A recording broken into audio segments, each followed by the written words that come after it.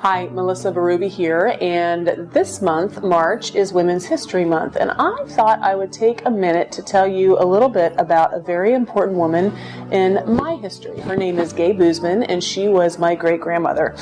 She was very innovative in that at a tender age of around 30, when my grandfather was about 13 or 14, she actually separated from her husband, and that wasn't something that was done very much back then. Not only did that happen, but he left the area, and so she took over as partnership in their family's business. So my great-grandmother in the 1930s was a business owner.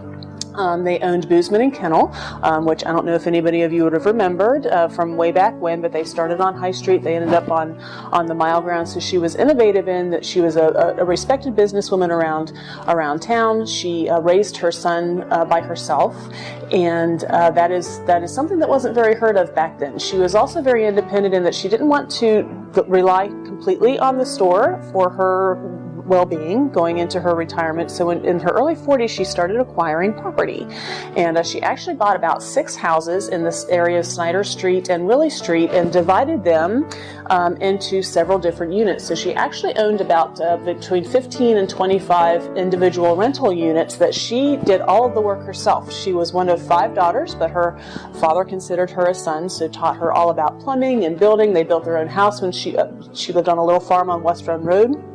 Back in the early part of the 20th century.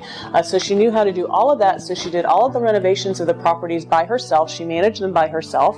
She helped other people's personal histories and moving forward in history by giving them free rent if they were on the dean's list. So she was very loved and respected in the community and the neighborhood, and I am very proud to be a descendant of hers. She actually lived by herself in her home on Snyder Street until she was 96 years old.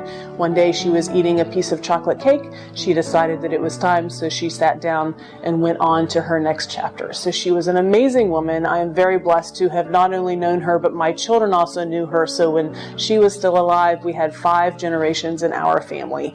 And I just think that kind of history is wonderful, and that's part of what Women's History Month is all about. So for all of you women who are making history, for all of you folks who come from women who made history, enjoy your month, and if you'd like to tell your story, I would love to hear it. Take care.